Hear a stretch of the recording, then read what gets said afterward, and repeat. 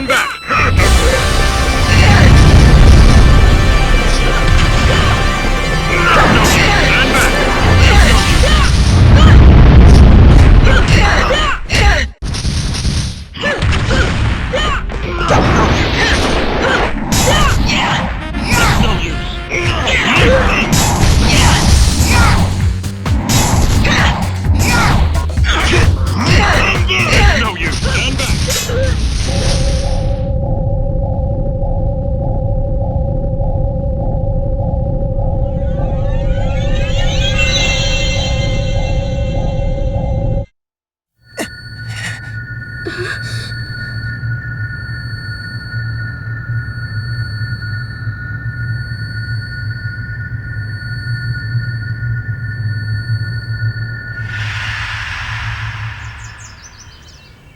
You've got to be kidding. That's impossible.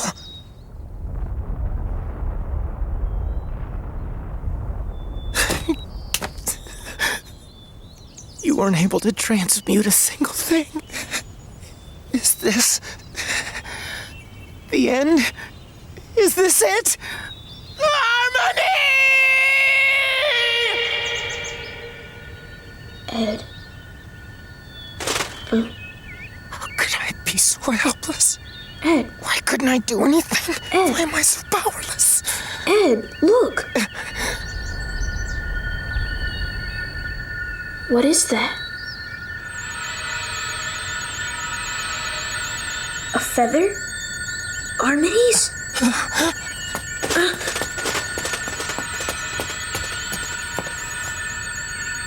So it is. Yeah.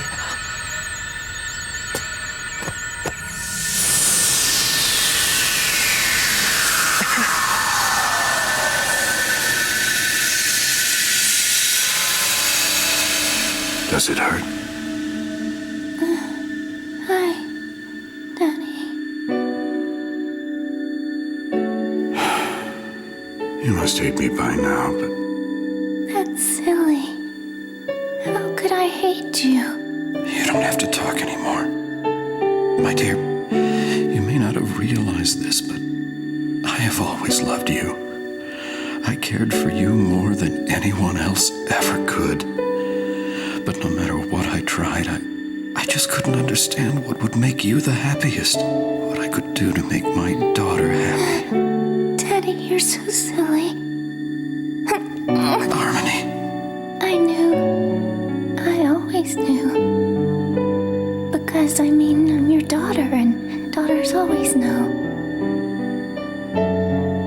Daddy, Yes, dear. I am your daughter, aren't I? Silly girl, of course you are.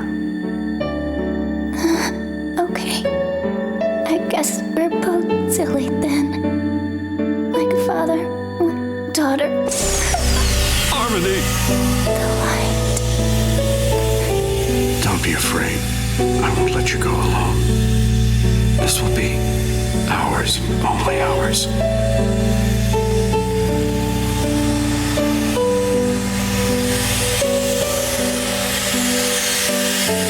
I'm sorry.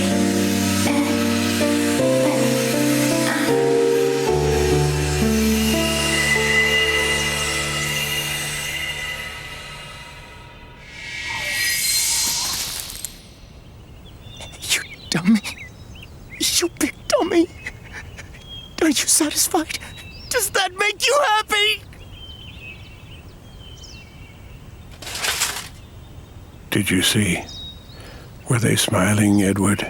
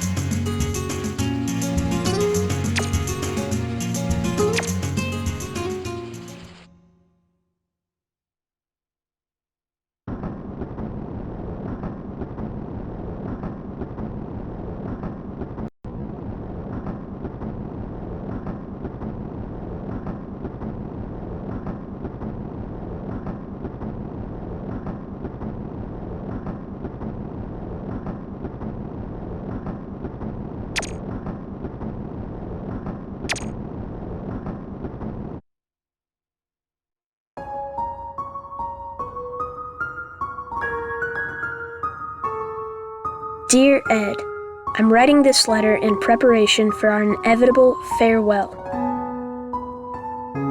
Well, I guess there's no reason to be so formal. But I know that when the time comes, I won't be able to tell you face to face.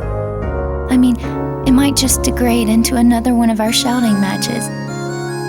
So I'll write. This way, I won't have any regrets. You know, Ed, you told me that no one can gain anything without making some kind of sacrifice. That the law of equivalent exchange in alchemy also applies to the order of the world. But I don't think that's necessarily true. Sometimes we can sacrifice all we want and never gain, while other things require no sacrifice at all. I can just picture you bellowing, "You just don't get it." But Ed, I haven't sacrificed anything. I haven't been able to do a single thing for anyone else. Not just for you and Al, but for the pastor or even for Daddy. And yet, in exchange, I've received something so big, I can't even begin to imagine what the equivalent price would be. Equivalent exchange may apply to the order of the world, but not to people. The human existence lies on a higher plane, one that's not bound by those silly rules. At least that's what I think. Sorry, I didn't mean to go off on a tangent like that. I really just wanted to thank you. So I'll write it right here. Thanks. And that's from the bottom of my heart. Whenever I think of you and Al, I'm so grateful. Not that I'd be able to tell you face to face, of course. But I couldn't possibly get away without letting you know, even if there was nothing I could do or nothing I could give. So, yeah, I think this letter was a good idea. I hope you get what I'm saying. Maybe... No, I won't go there. It's getting noisy outside, so I'll stop here. Farewell, and take care. And thank you for everything. Best wishes to my small but mighty master.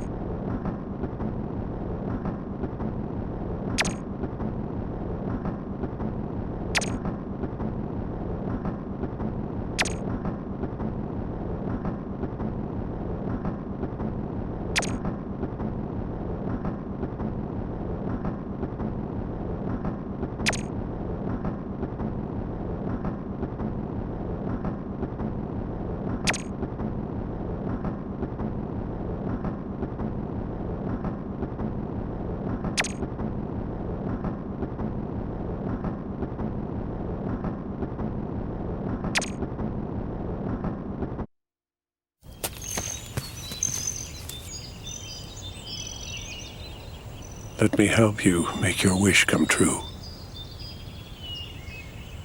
Yes, of course. The boys are here too.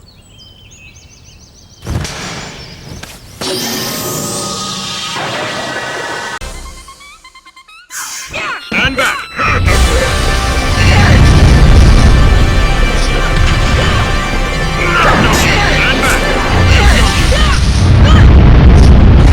back!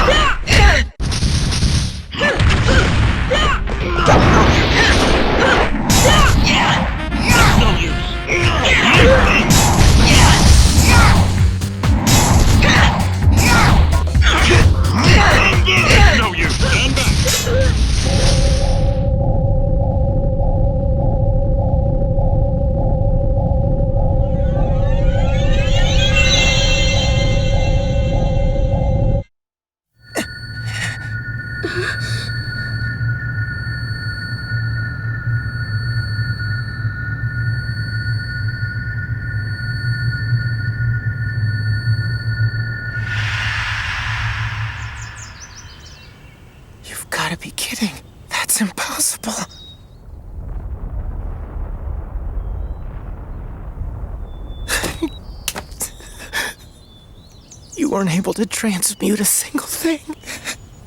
Is this the end? Is this it? Harmony! Ed. How could I be so helpless? Ed. Why couldn't I do anything? Ed. Why am I so powerless? Ed, look! What is that?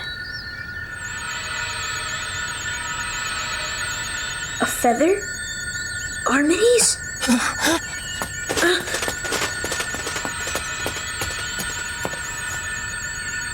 So it is.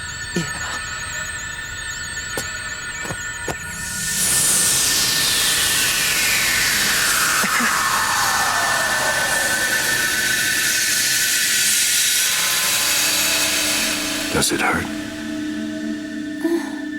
Hi.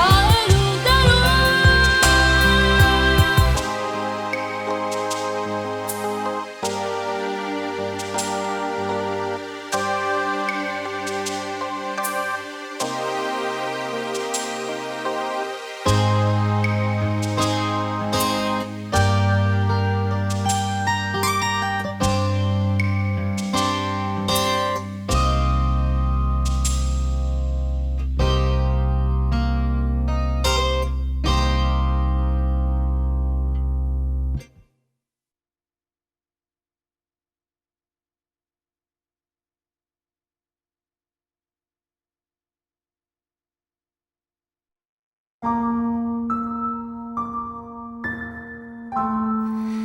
have been conducting an inside probe into the recent string of incidents which started with the devastation of the old town of Heesgard. I assumed the role of secretary to Professor Wilhelm Eselstein, who was considered a key participant in these events. The following is my report. A key factor in this incident was a material known as the Philosopher's Catalyst. Professor Eselstein, a leading authority on catalytics, had been conducting research on this fabled substance. If completed, this material would supposedly have had alchemy-amplifying characteristics, similar to the mythical Philosopher's Stone. We found out that Professor Eselstein and his assistant Greta Riddell had been calling on hordes of alchemists to come to the town of Heesgard. We suspect that their plan was to use these alchemists in the completion of the Philosopher's Catalyst. We also discovered that the chimeras infesting Heesgard were originally created in New Heesgard Castle's underground laboratory. This also seemed to tie into Eselstein's plan. As director of the region, Brigadier Moody Nemda was well aware of the activities perpetrated by the professor and Riddell. Nemda opted not to enforce the law and neglected his reporting duties to Central. In fact, Nemda had struck a deal for the secret development of combat chimeras in exchange for acquiescence of the professor and Riddell's illegal activities. However, the central figure in the chimera development was not the professor himself, but Riddell. Riddell was the one who initially contacted the professor regarding the creation of combat chimeras. She was also responsible for arranging the relationship between the professor and Nemda. We highly suspect that Riddell took the leading role in Heesgard's destruction and unleashed the chimeras in the Old City. The mayhem, a direct result of Riddell's desire to obtain the Philosopher's Catalyst, came to an end when Professor Eselstein sacrificed his life to keep the catalyst from going out of control, leading to the disappearance of the New Heesgard Alchemy Works. Therefore, we have every reason to believe that Greta Riddell was the real mastermind behind this incident, and that both Professor Eselstein and Brigadier Nemda were merely pawns. Disciplinary actions against the persons involved are as follows. Colonel Gens Breslau, currently undergoing rehabilitation in the military hospital. Although Breslau's involvement in the incident remains a question mark, there is no doubt of a link to both Riddell and Nemda. He will most likely be questioned before being sent to trial in front of the military court. Incidentally, the ex-military policeman who conducted the recent train hijack has regained consciousness and testified that Gens Breslau's job was to bring alchemists to Heesgard. We are currently investigating the authenticity of his testimony. Brigadier Moody Nemda, now serving time in military prison. Considering his position as a high-ranking military officer, Nemda's blatant misuse of military arms and troops is a serious crime. In addition, evidence indicates that he was plotting an insurgence against Central. Nemda has already been sentenced to 145 years in prison, but if further accusations are pursued, an additional 200 years may be added to his sentence. Greta Riddell, missing. Although regarded as the mastermind behind the incident, Riddell's identity and background remain a complete mystery. However, investigation regarding her alias of Camilla has turned up some interesting facts in Central's archives. This is not the first incident where certain activities were perpetrated by an individual named Camilla. In past reports, there are multiple instances of this individual, sometimes as a suspect, other times as a collaborator to the military. However, the oldest of these reports dates back to over 60 years ago. Although the records have many similarities, it would be unrealistic to regard these instances as pertaining to the same individual. Regretfully, Riddell has not been detained. Based on witness accounts, the possibility of her survival is extremely low, but to date, a body has yet to be found.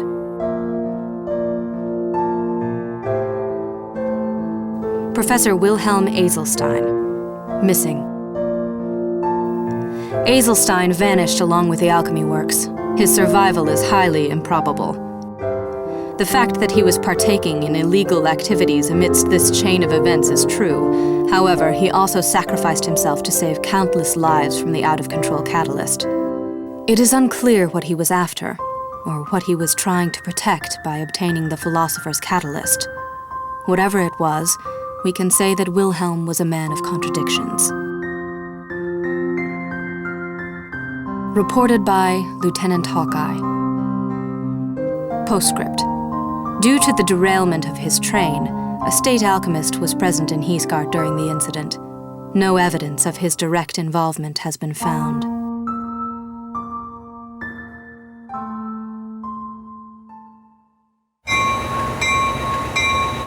Let's go. Get a move on, Al. Ed, slow down. There's no need to hurry. Indeed, the library isn't going anywhere. You're a bunch of slowpokes. He's acting like a child. Oh, I beg your pardon, he is a child. It's okay. Ed, look out! Ed, can you go anywhere without plowing into people? Are you okay? Yes,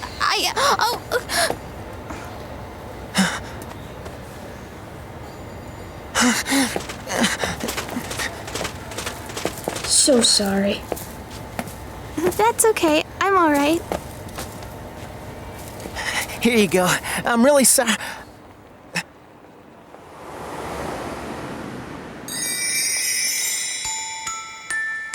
Oh, thank you.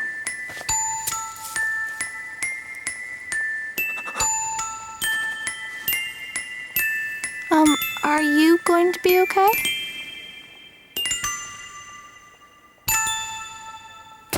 Me? Never been better. Let's get going, Al. Oh, wait, Ed! Bye.